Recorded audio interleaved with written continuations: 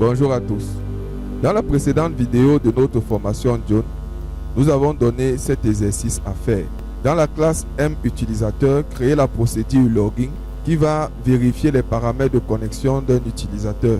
Notez que cette procédure prendra en compte deux paramètres, S-compte et S-password, et doit renvoyer les informations de l'utilisateur s'il existe. Sinon, il ne renvoie rien. Deuxième point, créer le point d'accès de cette procédure. Troisième, faire les tests. Et quatrièmement, vous devriez envoyer des captures suivies des explications dans le groupe Telegram créé à cet effet. Jusqu'ici, je n'ai pas eu de réponse venant de tous ceux qui se sont déjà inscrits. Donc nous allons corriger cet exercice afin de poursuivre avec notre formation.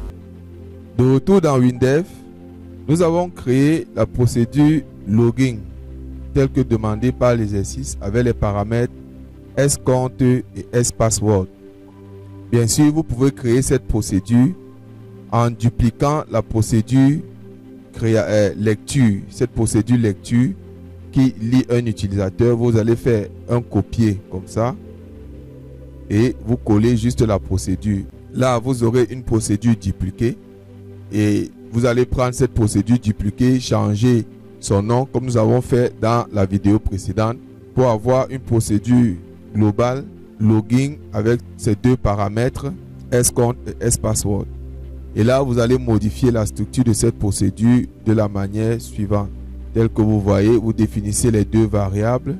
Et ici, nous allons appeler une requête qui va faire le check-in du compte et du password. Et la requête, la voici, c'est une requête basée sur le fichier utilisateur. Donc, voilà la description. Nous avons placé ces deux paramètres, compte et mot de passe. OK. Et lorsqu'on revient dans la procédure, il exécute. S'il y a un utilisateur qui respecte ce paramètre aussi, alors il le charge dans la variable. Et ici, là, on va sérialiser. On le met sur une forme de chaîne en JSON et on renvoie. Mais dans le cas où il n'y a pas tout ça et qu'il y a un problème, un cas d'exception, il va renvoyer cette erreur format invalide.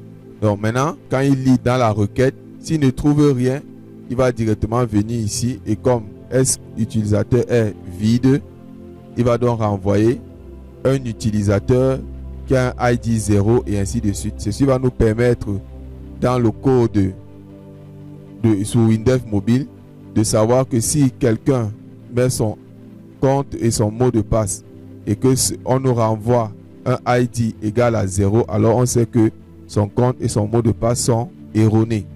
Et c'est ce message que nous allons envoyer. Donc voilà pour la procédure login telle que vous voyez à l'écran. Maintenant, nous allons présenter le point d'accès. Le voici ici.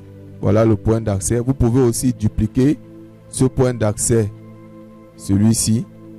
Utilisateur, NID utilisateur qui récupère un utilisateur, ce get. Vous mettez avec celui-ci. Vous dupliquez et vous changez. Vous joignez la procédure que vous avez créée, la procédure login. Et vous venez ici. J'ai écrit utilisateur login. S-compte, S-password. Voilà le point d'accès. Et tout ça fonctionne parfaitement. Maintenant, nous allons passer au test. Pour les tests, on vient dans le navigateur. Et on va d'abord enregistrer un utilisateur. Ici, donc voici les paramètres. Le nom c'est onla Claude. Le compte c'est onla. Le mot de passe 1, 2, 3, 4, 5. Et ainsi de suite. Son rôle c'est propriétaire. Il est sous le ID propriétaire 1.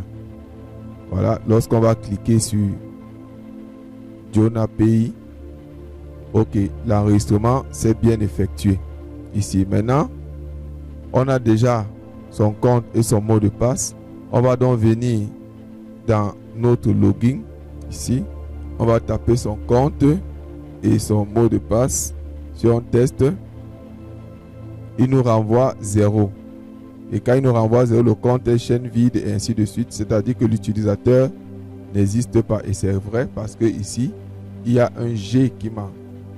Et donc là, si je relance, voilà, il nous a renvoyé l'utilisateur et c'est bon. Donc voilà notre procédure login qui va donc checker. Maintenant, vous allez voir que dans le web service, je n'ai pas étudié le cas où l'utilisateur n'est pas activé. On aurait pu le faire du côté du web service, mais je me suis rendu compte qu'on n'enverra pas la bonne information. Donc, il est préférable de checker directement au niveau de l'application mobile si l'utilisateur est activé ou non. S'il n'est pas activé, il faut qu'on précise à l'utilisateur qu'il n'est pas activé ou alors qu'il n'est pas actif, c'est-à-dire qu'on l'a désactivé.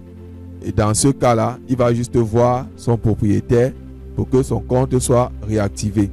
Donc voilà, c'est pourquoi j'ai préféré ne pas le gérer du côté web service. Voilà pour ce qui était de cet exercice. Merci d'avoir suivi cette vidéo.